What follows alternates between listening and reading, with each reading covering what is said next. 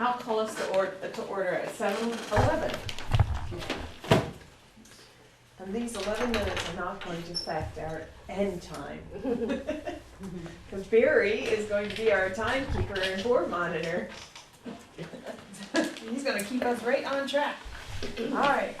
Any visitors business? Do you have anything to? I'm glad to be back. All right. Glad to have you back. All right. So, do you have any comments, visitor comments? All right. So, next on our agenda is special recognition for some people that are going to be leaving, at the end of the year. And Reg, who left earlier in the year, and we did send him a card, but I just wanted to sort of have a special time. I know no one's here, but to put it on the record that we recognize the people. So Wedge is one of them. The mayor, who is a support staff here in the building, who has served for many years, 40 I think I heard, is leaving. And Carol Fenimore will finish her time with us at the end of the month. So I just wanted to have a minute, if people wanted to, give recognition to them, to have it on the record, to recognize. And there's cookies, if you'd like cookies. Anita. Aren't there other ones though, too, though? Didn't, Maxine in the lunchroom, she's retiring, I think. Yeah, I see. So it gets a little dicey with the does. special recognition if you're not recognitioning everybody. So I'm a little. Norm, her husband is also. Yeah.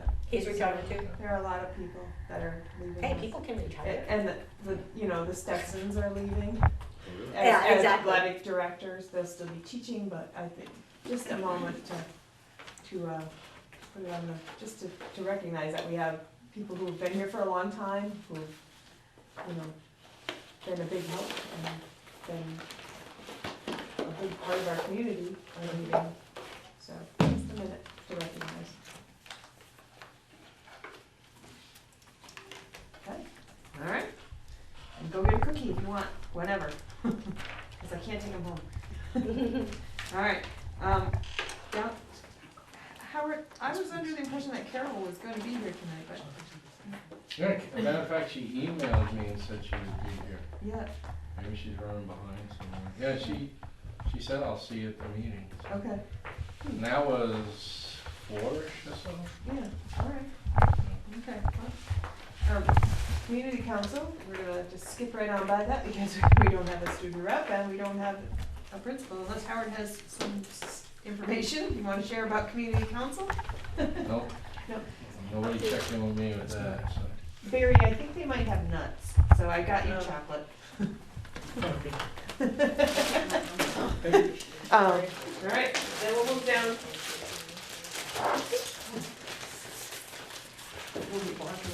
And here's your favorite. Here's your favorite. Pesto. All right. You guys spend too much time together. Too many committees. Did both our student reps graduate? Yes. So when they reform their community council and Sorry. have new representatives. All right. Allison, has the Hannaford, do you have anything to report about Hannaford Career Center? I don't have anything to report because I haven't been able to make the meetings We're busy. because of Act 46 or student graduations or whatever.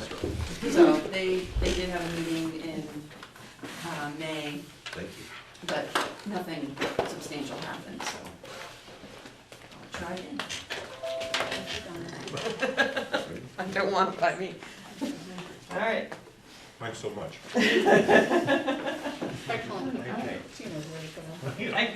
Executive committee report. So the executive committee just met, first time in a long time.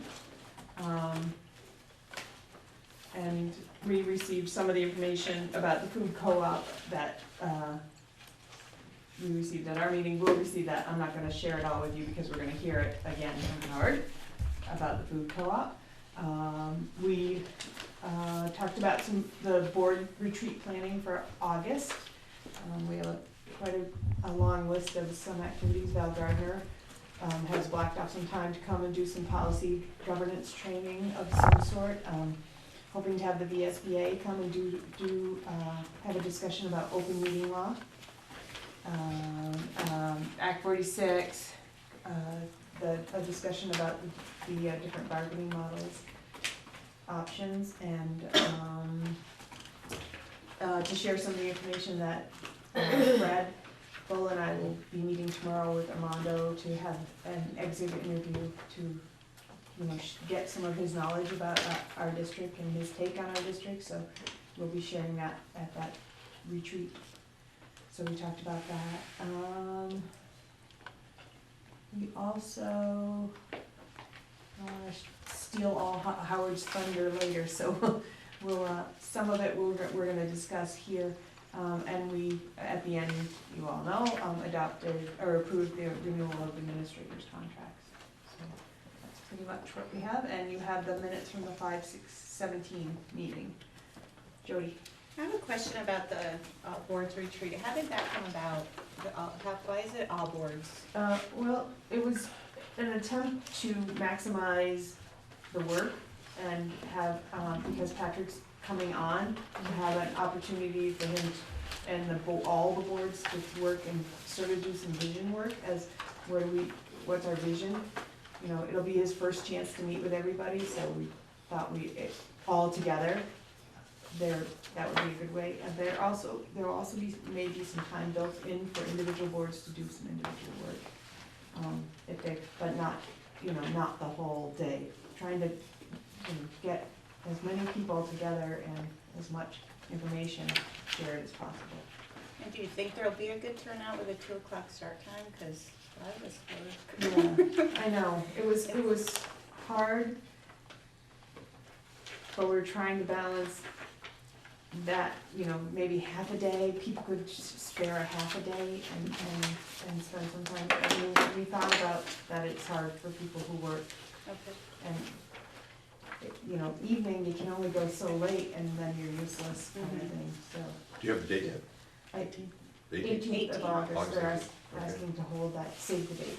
Okay, And great. more information be about a location and time, a more, definitive time. Like, hopefully there'll be a schedule, so maybe if there's something that you can't make for all of it, but it fits in that you can make for some of it, that you'll be able to. Okay, awesome, thank you. Sure. All right, anything else? All right, we'll move down to board items. The monthly financial report was enclosed in your packet, and Howard's here, so if you've got questions or need some clarifying information, he's here. You have anything to start us off with, Howard? No, the only thing I want to say, again, we did pretty well this year keeping track of the monies, and we're looking at a budget surplus of somewhere around $500,000. So that's pretty good, which, with Mount Aid decided their budget, it fits, but last year we had 305, I believe it was, somewhere in that. But we still want to spend some of the money on the building, and so we're going to continue to spend. So we may incur some more expenses on the building here, and you can see what's going on the outside. So we're making progress on what our vision was, to try to spend the money on things that are going to help the electric bill and give improvements to the safe improvements and benefit the school. Just to give you an idea, last month was the first month that the pool cover went on completely for a month. The electric bill dropped $2,000. There was no other reason for the electric bill to go down, and it went down $2,000. So we're hopeful that a lot more improvements. We still want to do. I know Alden was at the meeting, the carousel meeting, I believe, in May when I was on vacation, and he told you, but we've been working on these plans for over a year now, trying to get things done.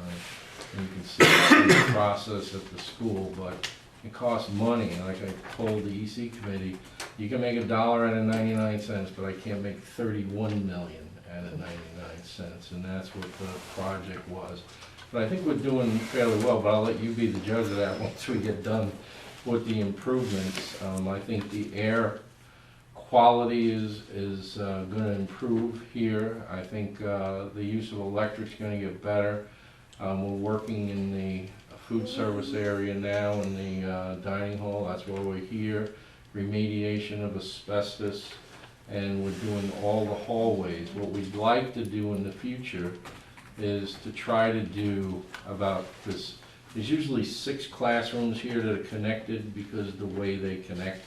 And what we'd like to do is, like in the future, remediate asbestos, like in that 6-room area, and then redo that area like a 6-room. So, but we have other concerns. In 3 years, we'll probably have to do the gym floor.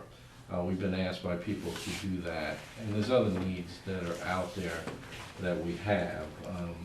But the biggest one that I just want to mention is that we're doing HVAC cleaning. We did an HVAC cleaning of the vents in Moncton, and it turned out so well there that these vents should be cleaned out about every 5 years. And the Moncton vents had never been cleaned out in the history of the school. And so it's a costly task, but we wanna make sure we can do it. We can't do it with this money, but we do have some needs that we wanna fill with some of this 500,000. So we intend to see if we can spend some of it before year end, which is June 30th.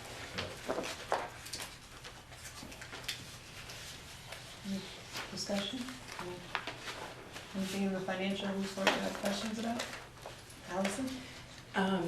Last time you had mentioned that there might be higher transportation costs assessed to us. Has that been, Well, yeah, it did come in, but it didn't come in as high as we thought it was gonna be. And that's another issue, because we were trying to decide when Armando came on whether we would buy some buses to transport some of the kids that need special buses, or whether we do it. Right now, it's sort of hard to keep track of little buses when you're trying, so at this point, we sort of passed on it. We will take a look at it again in the budget development period coming up this year to see if we can maybe buy another couple of buses if we continue to have high needs to transport kids to Burlington. Because this gets expensive, and sometimes the only way we can do it is by green cab, and it becomes very expensive. So, any other needs we have to fill. Any other questions? Howard, Armando spoke to us a couple of meetings ago about the temporary classrooms in the back, and I know just in traveling here that I've seen some things happening, and Oh, is sure. one being Yeah. disposed of or something? One of them we sold we actually sold the second one out for $5,200. Yeah, we got $5,200 for it. Wow, And that's awesome. probably would have had to pay, we figured about $13,000 to $14,000 to dispose of it. So we feel we had a $20,000 blitz to do that. Awesome. We've had that building for quite a while, and it cost us about $60,000, so we feel like we did pretty well on the deal. Yeah. So it was supposed to leave, I don't know, did anybody see, it was supposed to come out yesterday, but the person that bought it has bought 2 other trailers in the area, and so he's trying to get it out. He was told he had to get it out this week. So, the other one, what I've talked to Armando about, we decided to do, we're not using the White House right now, we're using that as a storage. It has a bad roof. Yeah, it has a bad roof, and we need to put money into it, and it needs a lot of work inside to make anything out of it, and it becomes a problem. So, we put it on, and haven't used it. There was a request to use it, but the thing we're trying to do next year is to try to move the cat kids into the building, and we've been trying that now for 2 years since I've been here. So we're making a step forward, because now when the second trailer leaves, which we think will be another year or so, then there's no other place to put them. They're gonna have to come to the school, and we feel that that's important to do. So we do have a lot of people that don't feel that way, but, you know, I think it's come to the issue where these kids deserve a right to be inside the school district, and basically we feel strong about that.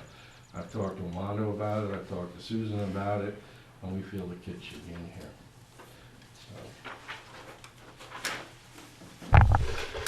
So, Barry?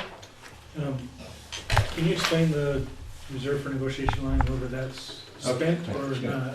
all right. The way it looks, it's not spent. I know, Barry, that's why, when this was printed out, you'll notice on the reserve for negotiation line on page 1 of the expenses.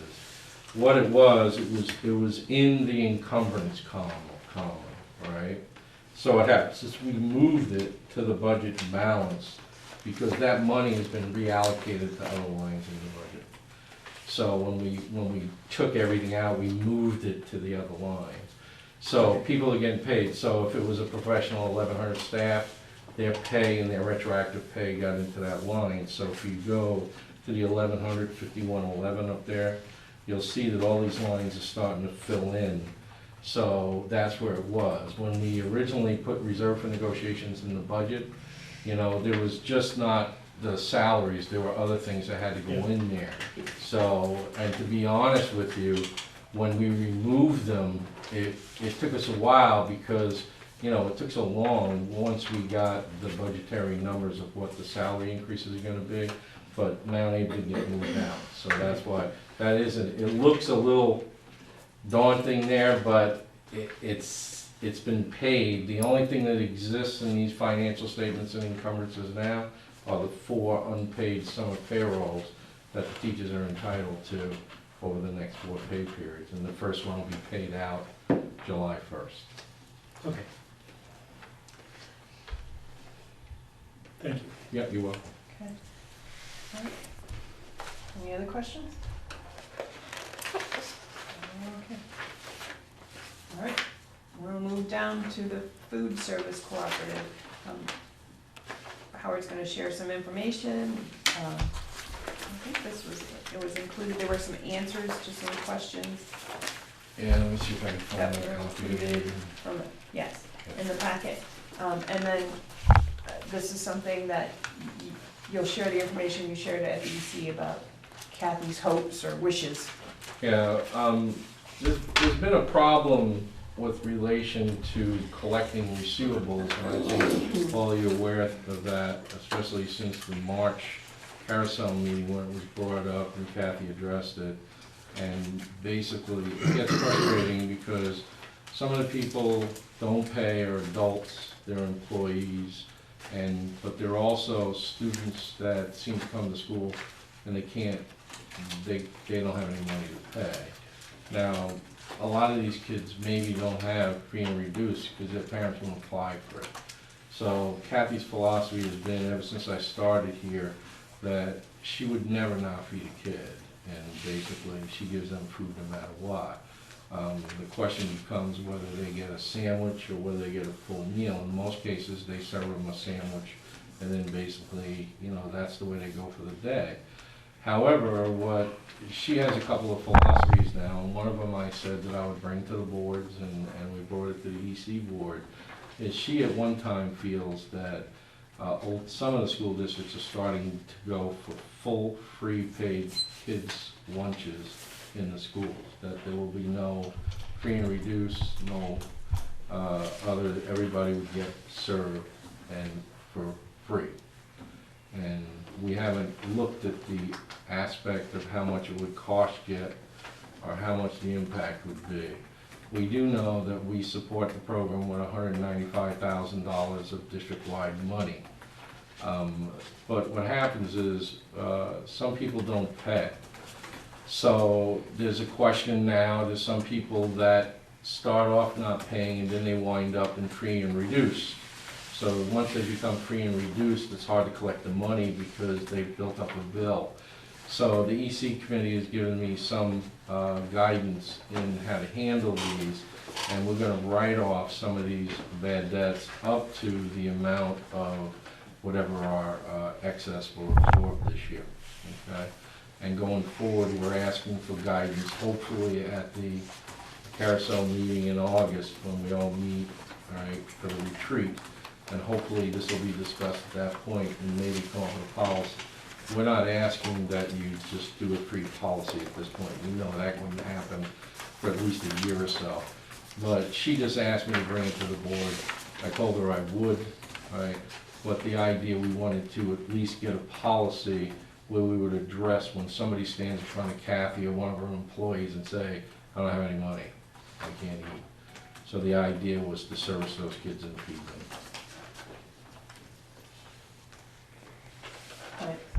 So, the EC did give some sort of guidance, Yep. you know, that, Some guidance. that seemed everyone was in agreement that they didn't want kids going without food. Certainly, an adult, we could tighten up on the adult piece, where, you know, we could have a discussion about what's acceptable. And because I think you said there was like $2,000 worth of debt on adults who didn't pay their bills, so, I mean,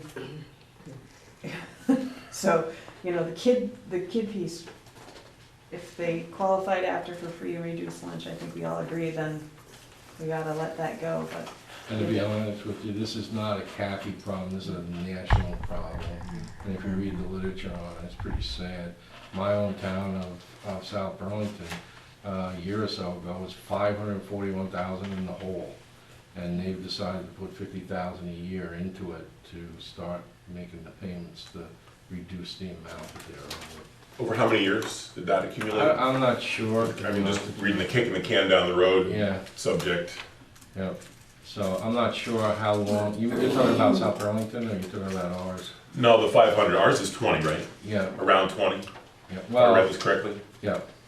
So what happens is when we look at this, right, the ID, well, ours is actually 34 at this point, the bad Okay. debts. So what the issue becomes now, well, in South Burlington, it wasn't that the bad debts were 541, the deficit was 541, accumulated over food. You know, we've been running right now, we feel that we'll run about 20,000 to the good with the deficit.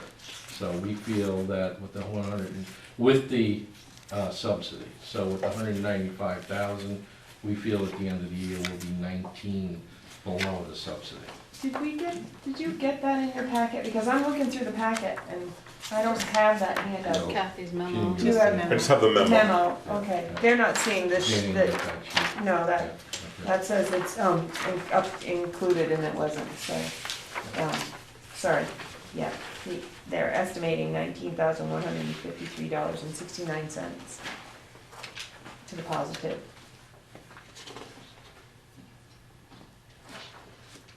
And you can see my notes if you wanna see it, if you wanna see the numbers. Jody? Was that number, the 19,000, after you wipe out the bad debt? No, That's before. that's before. Okay. Yeah, so the And we executive, figured out about 9,000 of the debt relates to kids that were in free and reduced or, and eventually became free and reduced or became free after they went into the program.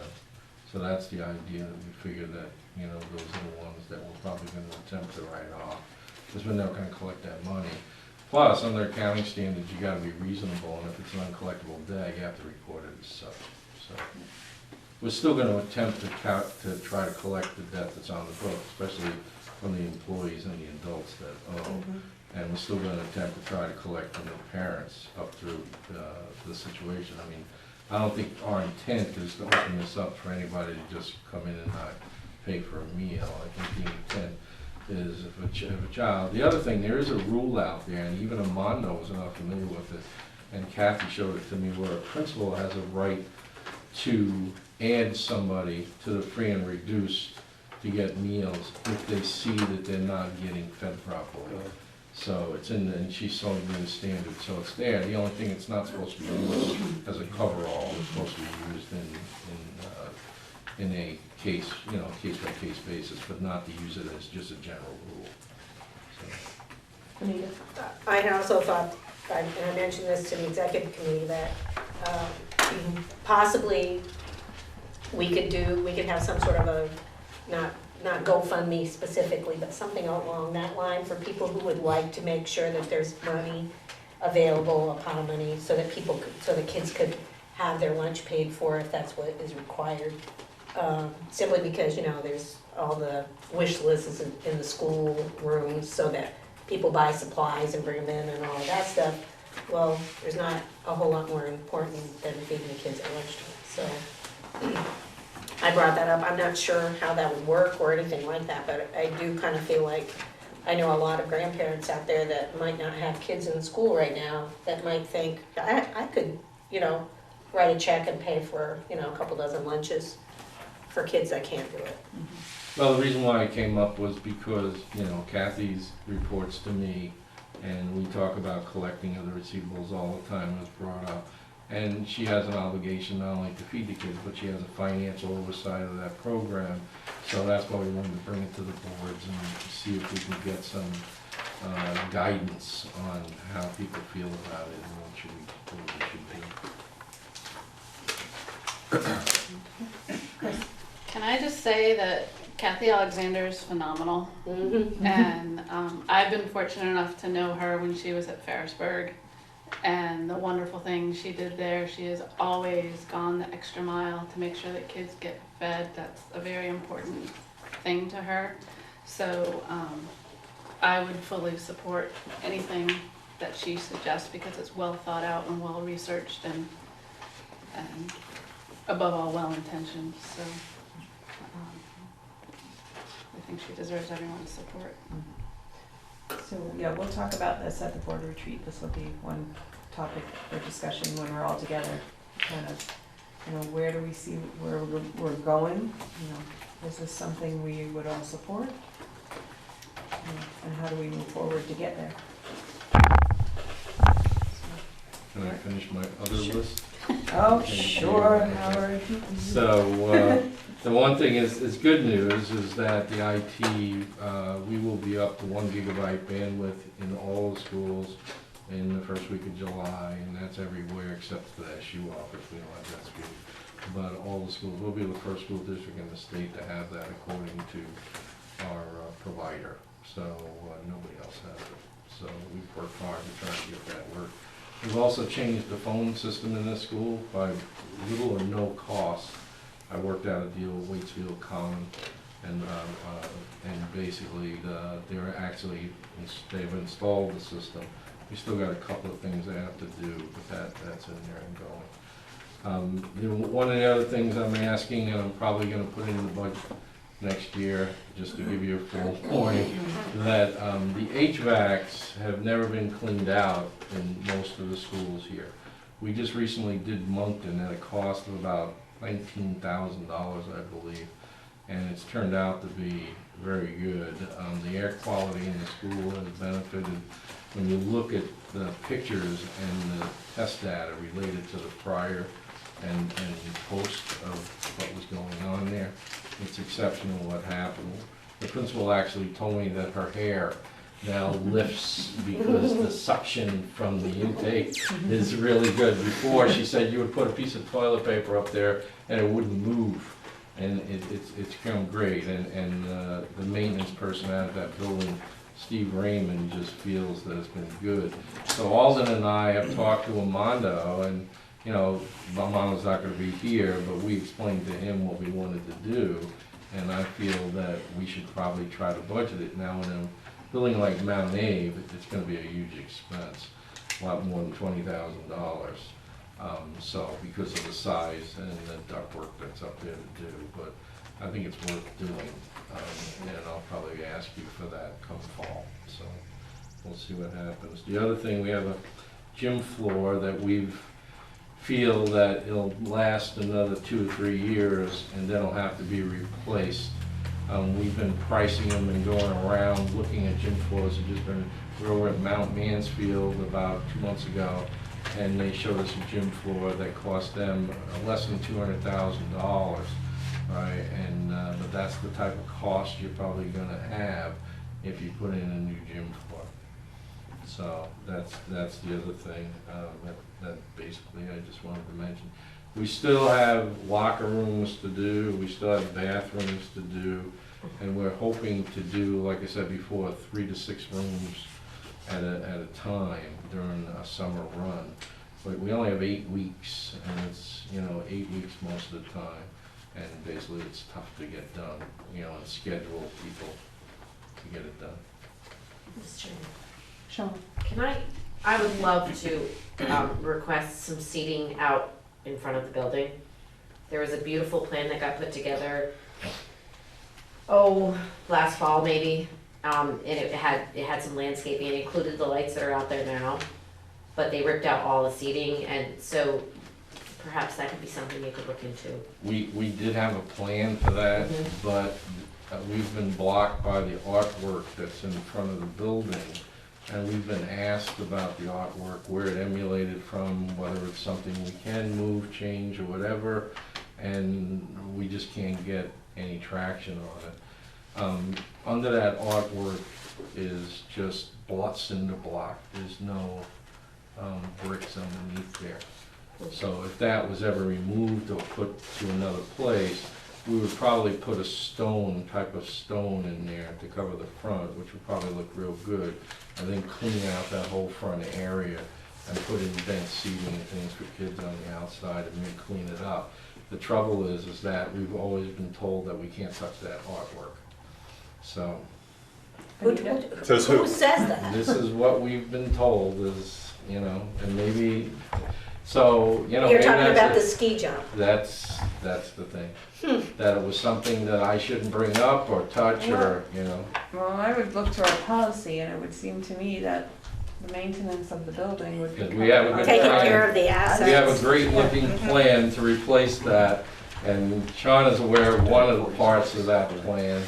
And so if that's something that we can do, we'd be glad to Maybe proceed in that once manner. Patrick comes in and we all Yeah, we're revisiting policy with the policy governance committee, perhaps, then we'll, because that just sounds like maybe it's always been a past practice past issue practice. Yeah, instead of a policy issue. right, because that just doesn't, Yeah. And that's never, Does- let's just say it's never come before the board the whole time. Well, I've that's sat funny on this because board. I was told not to bring it up. That's what I was told. Leave it alone, don't bring it up. So Interesting. I I'm a think little this board gutsy is, tonight, so I I think brought it up. this board is open to hearing about it. Yes, we're open to that. Work it. Yeah, one other thing I just wanted to bring up, and I'm bringing this up to all the boards as we go around, is the fact that the NEESU lease that we have at the SU office is more than halfway now over. With the cost of capital, it may be worth a look at building the SU office, a new one, on this property somewhere, maybe near where the White House was. Now, apparently, there's old plans that basically included the White House. And, we feel that, we could start having a discussion about that. It's probably gonna take a couple of 2 to 3 years just to get something going, but by that time, we'll be at the near end of the lease. And we think it's worth looking at. The cost of capital now is so cheap that we may wanna look at that. We're paying $67,000 for rental space over there. So that could be put to some nice payments for the building. We got a nice So- trailer out back. That is less than the old. Blank space, put a new trailer That in. is less than the old place. The room with the fire. Give them a new trailer. That's what, Oh, the Cost less than the old buildings, The right? cathedral. The current one? I'm not sure about that, Barry, because I wasn't around then, That's so I right. don't really know, so. Benita? While we're talking about building stuff, this is one thing that I just want to get on the record. I'm not sure how we deal with it in policy, but the fact that we have so many ceilings here that have been rendered impotent, if you will, and non-functional in their original use because of the paintings on them. I feel like if that's something we need to address in policy so that that doesn't happen anymore, so that it's clear that if there's going to be a change in a room of any kind, painting or whatever, that it needs to be cleared through the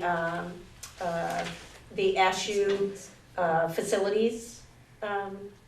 And not only that, to be honest with you, that's a code violation, and we've been trying to deal with it. I went to Armando, again, one of my good days. I went to Armando and asked him if we could remove all the excess appliances out of all the rooms in the building. We have an environmental club that basically has written up the school and nobody's paying attention to it. So Alden and I have paid attention to it, and I went to Armando and told them they need a policy. So starting the new school year, there'll only be certain areas where there'll be refrigerators, coffee pots, and things of that nature.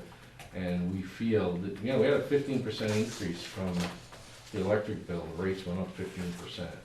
So, and even with that, the bill went down 2,000 for the swimming pool. So we're trying to get these bills down, and we just need help. So he told us, and I said, look, he didn't want to at first, but then when we explained the numbers to him, he agreed, and basically, so we set the policy.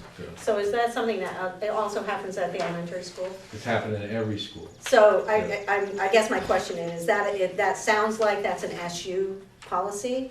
SU-wide, rather than trying to duplicate in every school?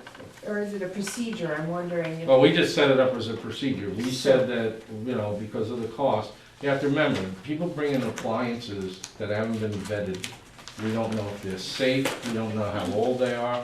We have people that bring in furniture with improper fire tags, and we fight to get them out, and it's a problem. So what happened was I sent the emails out to remind everybody, and I got an email back right away saying that people were not happy about it. And I said, it's not a matter of convenience anymore, everybody has to move them out. And we do have people who are pregnant or breastfeeding mothers. We have made a situation where they can, have a place to go with their breast milk and put it in a refrigerator, so we have those all set. But we feel it's the only way. I mean, we can't keep track of these appliances.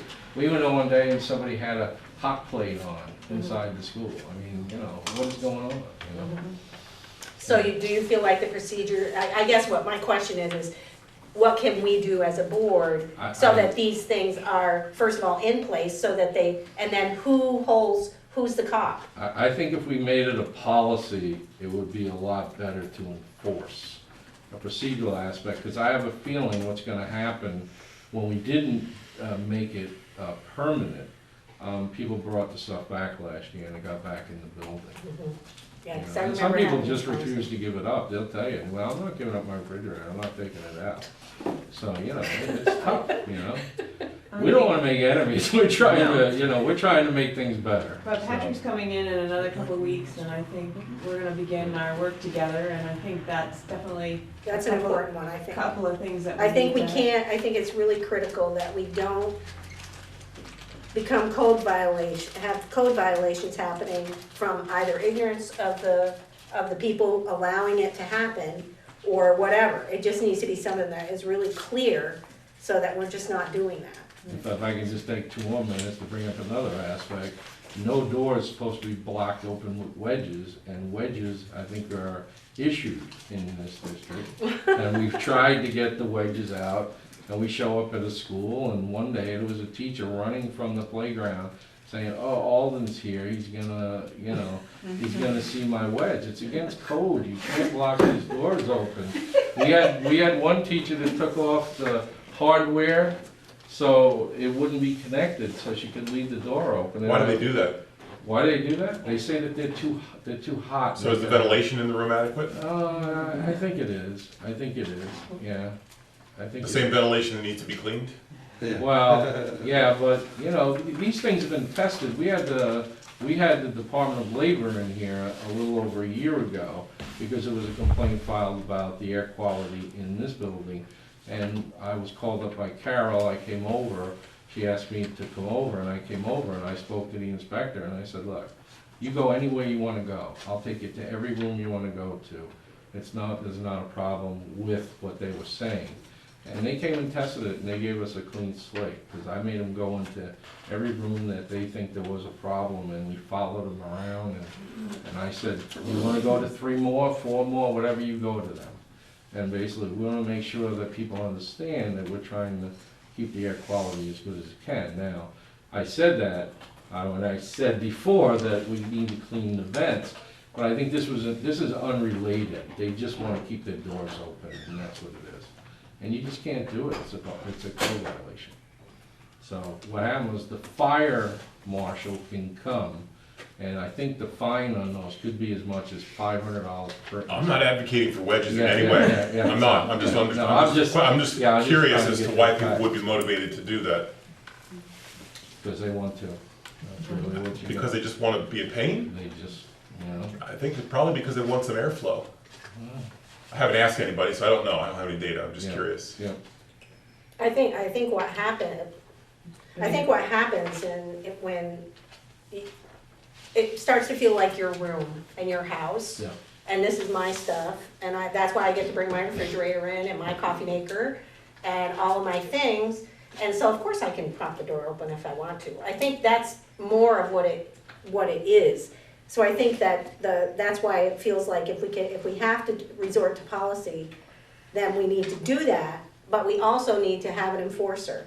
And it's obvious that the enforcer has to be the principals in the building initially. I would hope that that's where it would come from. Exactly, That's correct. because you can't expect a custodian to be the enforcer. So I feel like that's like one of those waterfall effects that we need to deal with at some point. Right, but I mean, I also believe that having Patrick in on this discussion would be important, because maybe it's just communicating the information, this is why we need to do this. And maybe that might not reach all the people, but it may reach some of the people and it starts trickling through the building. So Well, I just really the other think having thing is, Patrick involved. Alden is another one of my reports. I have many reports, you know, because I cover IT, food service, and Alden comes to me in frustration because he can't control those doors being blocked open all the time. And even though he sends them emails, he talks to the principals, we get nowhere with it, and it's a problem.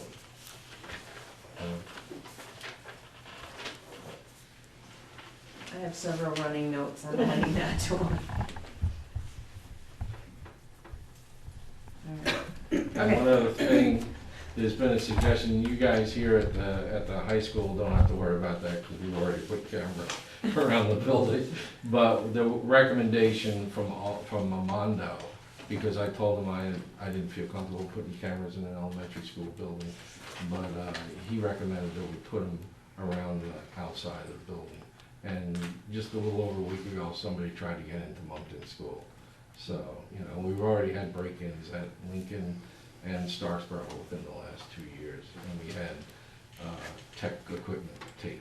So, you know, and you don't get it back. It's just hard to get it back, and it's an expensive proposition.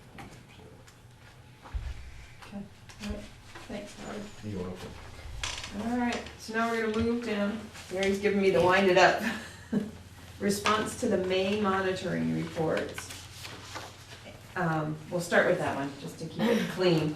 Let me tell you what they all are, so you'll remember. So the May one was C1.1, which was core subjects in a digital and global environment. And then we have, what's the next one? Then we have the 2.6, which was asset protection, and we had 2.5, which was emergency superintendent succession, and 2.3 that we have to respond to. They were all presented at past meetings, the May meeting. And we'll start with that. Benita. I make the motion to accept the interpretation and and find them all in compliance as presented, So whatever the wording is there. the interpretation is reasonable and the data demonstrates the interpretation. So the motion is that those be marked yes and we sign off on the response. There's a second. I'll second. Jody. Any discussion around the monitoring reports that we received? Okay, all those in favor of that the interpretation was reasonable and the data accomplished this interpretation and signing off on C 1.1, 2.3, 2.5, and 2.6, please say aye. Aye. Right. Any opposed? Any abstentions? All right. Okay, that's that, I'll get easy signing. And then, in March, the next one we have is a response to the March monitoring report, which was, C 1.3, learning and innovation skills. And that's the one we, had the carousel meeting at Bristol, and we went around and saw the students' work, so. Anita, Same motion, ditto. all right, is there a second? I'll second. All right. Any further discussion? All right, all those in favor of that the interpretation is reasonable and the data accomplished this interpretation and the signing off on March's monitoring report C 1.3, please say aye. Aye. Any opposed? Any abstentions? Okay. All right. Moving down, it's time to appoint a new bargaining council members, representatives, and we typically appoint 3. Where it's expected in the fall that the process will begin again. So, here we are. Benita. I'd like to nominate the previous slate. Except for me. I would like to nominate Barry, just the same. Is there a second? I'll second. All right, now we can discuss it. There's no discussion, I don't think. I need to not be on that committee again this year. Well, that's a loss, Barry. You should do this again really good at it. Jody. Can we nominate somebody that's not here? Well, Heck, yeah. yeah, I guess you can. I'd like to nominate Jim McClay. Well, we gotta finish this one, so we gotta sort of, Okay, so I will amend my motion to, without Barry. So it would be Dawn. Or no, are you actually? Yes. No, You're- I am. You're this, I am okay, this. so Dawn and Jody would be the 2 representatives. That from the original slate. from the original slate. All Can right. Jody second that? I will second Benita's amended motion. All right, She can amend her, I mean, she can second her own nomination. yeah. Okay. That's fine, okay. Yeah. She's willing. Okay. Somebody else All will right. do it. Any discussion? We can break it into 2, or since Benita already amended it, or actually we're voting on the amendment. So I didn't make it, I thought she changed her motion, no? No, she amended. That's so silly. All right, so the amendment that you're voting on is whether to make the motion myself and Jody for the next bargaining council members. All those in favor of that motion, please say, of that amendment to the motion, please say aye. Aye. Aye. Any opposed? Any abstentions? All right, so now the motion is. Do I nominate or do I just do a motion? Well, there's still the we're still original doing you. motion, now the modified motion is still out there. So we So- still are voting on you. So we and could Dawn. vote on that, and then you could make an motion to add for the 3rd member, and that would be cleaner than Yeah, amending let's do the that. amended motion. Let's do that. All right, so if there's no further discussion, all those in favor of Jody and myself as bargaining council members, please say aye. Aye. Aye. Any opposed? Any abstention? All right. Now, we still need 1 more member. Imagine that. Jody. I'd like to nominate Jim McClay. Jim? Oh, Jim's not here. I'll second it. All right, so. the Worst he can do is say no, and then Exactly. we bring it up And next then we bring meeting. it up at the next Right. meeting, right, Yeah. so. Any further discussion about nominating Jim as the third member? No? All right, all those in favor of nominating Jim McClay as the third member of the bargaining council for Mount Abraham, please, representatives from Mount Abraham, please say aye. Aye. Any opposed? Any abstentions? All right. All right, okay, got that taken care of. Whew. Is there any other? I have another, in case anybody missed it. The boys varsity baseball team took the state championship for Division II. State history, the only team with a losing record to ever take this championship. But it was an awesome game. They pulled it together and they just were having a great time at the game. Yeah, it wasn't even close. It was 11-1. Crazy. Yeah, I mean, whatever Stetson did to talk to them, to get them to regroup, they regrouped and they got it. Because they just were on fire at that game. That's great.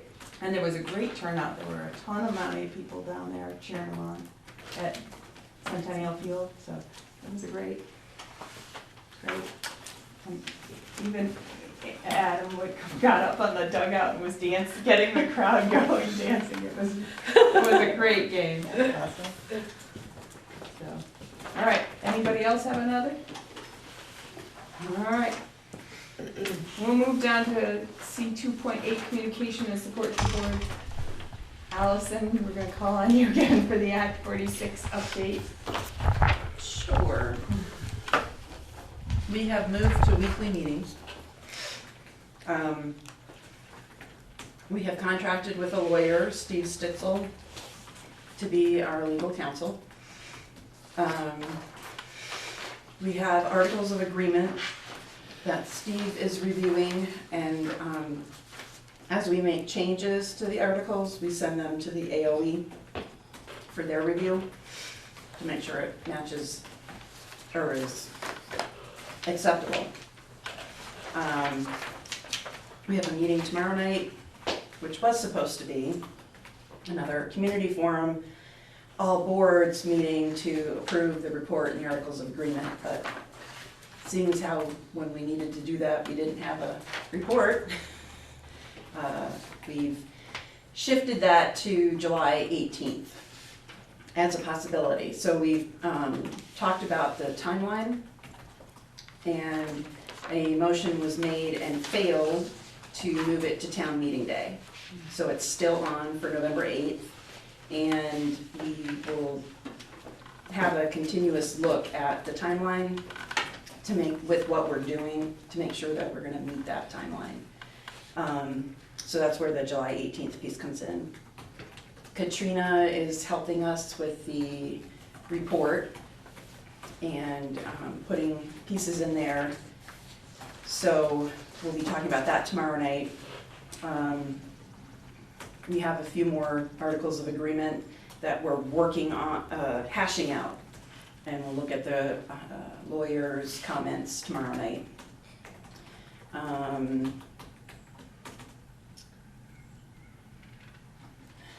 Did I miss something? Oh, you did the report and the articles and Timeline? Yep. Benita, do you have a question? I do. My question is, there was a boilerplate, right? Yes. For the articles? Yes. Are you guys just wordsmithing into the ground? Is that what's going on? Because usually the boilerplates that have already been approved by the For other- AOE yeah, and and everybody other else, districts. and it's already been vetted, it's usually the best place to go.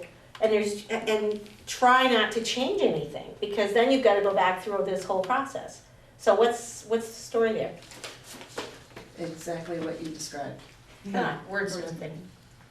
And concerns. Mhm. People have concerns about one thing or another thing, and we're able, through discussion, we're able to reach pretty much a consensus, and you can see the articles that have passed, or the ones that just have a little bit of language that we're checking into to make sure either we're correct or we're not, and we'll have to take it out. As it gets discussed the issues get winnowed out and a decision gets made. Mhm. So I don't know if we even have one article, we might have one article, we've discussed them all. Yes. We've had 4 potentially, well, 6 potentially to be added. 2 were added, 3 were voted down, and 1 was withdrawn. And there's one about the proportional representation issue, voting at large and all of that, that we're gonna talk about tomorrow night based on the comments from the lawyer. But other than that, the articles have taken a long time, Yes. Yeah, very long that's time. what happens when everybody starts wordsmithing. It's too bad that the boilerplate wasn't able to be embraced more. I have another concern. My concern, I have 2 concerns. One is that I've been reading information that's been coming out from different board reports. And there doesn't seem to be common language in the reporting out that's coming out of that committee, in your, the Act 46 committee. And so for instance, when I read in the Starksboro Scoop, it seemed slanted to me, and I had concerns about it actually, and I actually let you guys know that, because I feel like if there's language coming out of that committee at this point, because the committee is working as a board, quasi-board, there should be common language. So I feel like it's really critical that everybody's on the same page with the language that's being put out, number 1. And number 2, the other thing I never read in any of it is this is a law. When you call it Act 40, when people say Act 46, people kind of think, oh, we have a choice. And it's a law. So the choices are getting slim and far and few between the longer we play around. So I just think that I would like to see both of those things. I would really love to see that people get reminded this is the law and it has to be done by a certain date. I think it needs to be in the language when we report out to the public, so that it's clear. So that they're not thinking, oh, they can just say no forever. Because you can't say no forever, from my understanding. So I think that, I really feel like those 2 things are really critical. I think that people at home, when they're reading information, if they're not reminded that this is a law, like my mom and other people who are gonna have to vote on this, they're gonna not even realize that. They're just gonna think, oh, this is a big change, I don't know if I feel comfortable. Instead of saying, oh, this is a law, so we need to figure out how to get there. So those are my concerns. I think the chair addressed some of those concerns that you brought to the group and shared them with the group. Yes. So, Yeah, it's just hard because we're a small group and we're busy doing other things too for the district, and trying to get the correct information out there in a timely fashion, and trying to get committee buy-in to that requires discussion with the committee. Some things we're able to move along, but it was addressed, specifically the scoop piece, and it was made clear that there should be no communications coming out about Act 46 unless it comes through the Act 46 Communications Working Group, and if they feel it's necessary, to the whole committee. And the person who produced the scoop was unapologetic and felt it was evenly worded, and that's how that was. But it was made very clear, nothing gets put out there by the community unless it goes through the communications group, and they've approved it, and then it goes through the committee. Because the communications group, there are some members on there that would like to put out actual facts and tidbits and information as we make decisions, as things come, as mergers are approved or voted yes or no, when the Agency of Education comes out with a statement, we'd like to be able to respond to those things, but it's happening so fast. Yeah. So, I but You partially answered my question, I think. How does the committee choose to communicate with the public and the press? Are there press releases, or you said there's a communication Yep, we committee? have How a- does it, We have a in general, how does it work? we Not a have lot a of detail, but- communications working group. Okay, And that group decides how to put together the community forum that we had on May 9th and the one that we'll have coming up. Any communications that we put out, the communications working group worked on the survey that was sent out, and we made sure that it looked the way, that one actually went through the committee too, and then came back and we worked on it, but we sent it out. how do you communicate to the press? We had, Galen Murphy is our Gayan. Addison, Gayan. sorry. Gayan Murphy is our Addison independent reporter. And she came to the May 9th Community Forum and reported on that. And then she spoke with Jen Stanley, who's our chair, and put some of those things. So we had one article in the Addison Independent. I think we really only had one. I think so. And then I put in the Independent on the calendar for the May 9th Community Forum. And there are a lot of other ways that we can be communicating. Right now, the webpage is the Act 46 Study Committee minutes, or agenda and minutes, like what we have for our other boards on the ANESU website. And then you can do things through Facebook and other Front Porch Forum and other social media things. When we had the community forum, I was using my own page to broadcast the information. I had a page for, I co-manage a page for the Bristol Elementary School, and I was posting the information there, but it got overwhelming. I was doing Front Porch Forum, Facebook, and the survey at the same time, plus I So have just a jobs. follow-up question to that, and then I'm done. So any slant that gets applied to the information is on behalf of the reporter or the press, not on behalf of the committee? The committee's releasing one set of information, That one- so far has gone through one person, correct. so we don't have control over the slant. From, Excuse me, based on this what, committee doesn't have control over the based on slant. what It releases whatever the information. media produces is what they produce, however they decide to report it. And I think Gayan did a really good, I didn't see that. impartial, she just commented, and there were people that made comments, and that's what, they made their comments, but I didn't think she editorialized it.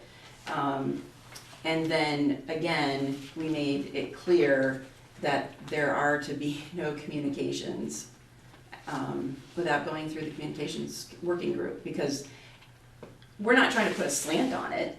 It's the law, and this is what we're doing, and these are the facts that are around the law, and these are the facts around what we're doing.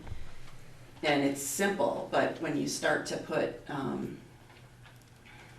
emotion on it and thoughts and conjecture, then it becomes difficult to determine the direction people think, except for that one direction. But that answers my question, thank you. All right, thank you. Anyone else have any? All right. Barry's saying, nope, nobody has anything, let's keep moving. He's good at his job. Next is the RVO committee update. The end of May, the Objective 8 working group for the RVO had a session with the federal mediator to describe alternative bargaining styles. So about 20, not quite 25 people attended. So, and the feedback they got back to that work group was that, people were interested in hearing about the alternatives. So the Objective 8 group sent a recommendation to the RVO steering committee saying, here's what we'd like to do, and the steering committee gave them their blessing. So they're sending a letter to ask to Patrick, our new superintendent, and to ANESU and to Anita to say, are you interested in at least some training or looking at other alternative bargaining models? So as part of that, explaining that, I'm taking a temperature of this group to know when, you know, it comes down to the board chairs getting together and talking about what everybody had to say. I'd like to hear what you think. Are you interested in looking at a different form of bargaining, or are you still interested in trying the same way? Jody? I went to that, bargaining Model. model with, was it Cindy? Cynthia Jeffries, yeah. Yeah, which was great. I thought it was great. I was disappointed there were no teachers there. Maybe, I didn't see any. My wife was there, so she was. it was She was, teaching. okay, I don't know your Yeah. wife, so. Yeah, My apologies.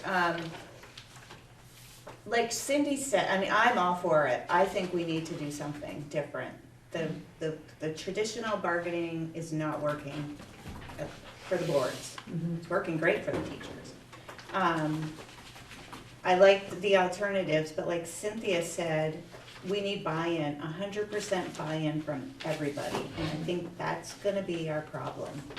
Right, so, you know, Anita's gonna take it back to their group, they aren't gonna meet till later. So they're gonna need to have a discussion, they have the same concerns, I would say, that, you know, getting the buy-in. I'm just looking, you know, to you to say, are you interested, so that when I, you know, the letter comes and we have to have information, I just wanna know how this board feels. Anita? My concern, which I didn't think Cynthia addressed very well that night when I asked this question, was where does the Vermont NEA come into this? Because, yeah, we're talking about the local Anita, but that is a whole different group than the Vermont NEA.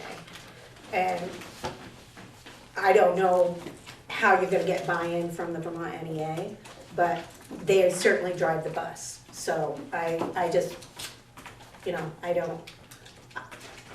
I'm jaded, and I've been through this too long, and that's why I'm not serving on anything anymore. But I feel like I just want everybody to go into this with eyes wide open and not be expecting the moon and the sun, because the NEA is who's in control. So, you know, not to give up the ship. I just wanna make sure we hold on to the ship as best we can. Anyone else?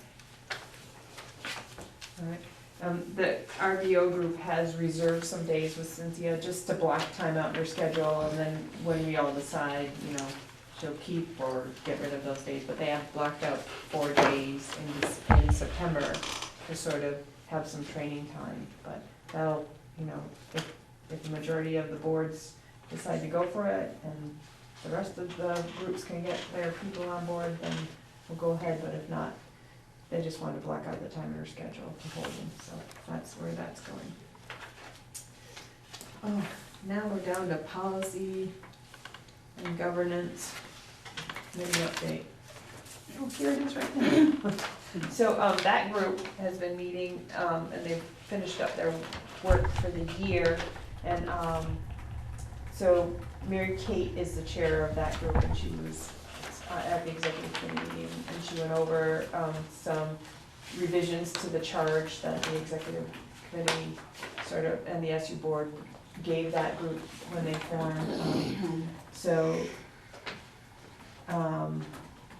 She just had executive committee members look over it to see if it was complete, and they make a determination at the next meeting whether to vote the new changes in. They have worked on, you know, how the reports are generated and the acceptance process, and they've got that sort of worked out. We all saw that sort of under a board monitoring a couple months ago. We had an example of board monitoring, and we all looked at that. They're continuing to look at policies. They found that there were some policies that got moved into procedures that are actually in conflict with our policies, so they're trying to, you know, look through those and make recommendations, and that'll go through the process that's been set up, so they're doing that. And they're still developing templates and metrics for board accountability. They'll be looking at the board self-assessment. And they hope to be looking at some templates and metrics for direct inspection so that that can happen, you know.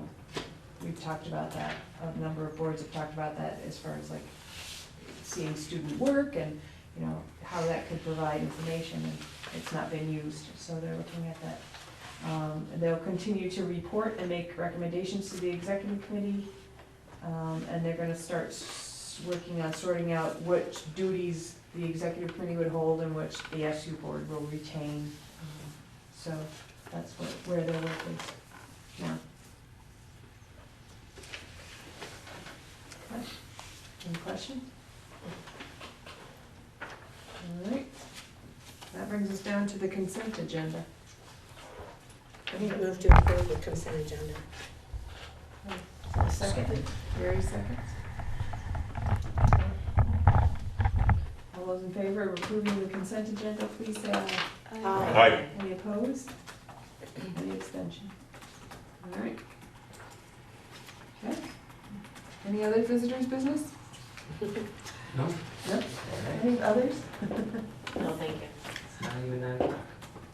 All right, then we, I just need signatures right, oh, on the Okay. tax anticipation. so you need a majority of the board, that's. is Yep, on the debate. tax anticipation note. So there aren't enough lines for a majority of the board, do you want us to just sign underneath? Yeah. What do you want? Yeah, Yeah, is I that don't what know you why want? they didn't give us enough lines. Okay, Next to it. We had Yeah. two columns last Yeah, year. make two Yeah, the columns, last- yeah, make yeah. two columns. okay. Don, I just have one thing I wanted to say. Carol's not here, but I just wanted to say that Carol Fenimore came in under some tough circumstances this year, and I think we really appreciate her being here for the year, and wish her well on her next voyage, wherever that might be, just so that she knows, she hears that. Yeah, she was expected to be here, so I don't know what Yeah, I'm happened. but surprised you wasn't here. That'll be captured in our minutes, and I think we all say thank you. And yes, definitely. All right, anything else? What is it that we're signing? The tax anticipation note that was included in item C in the consent agenda? Okay.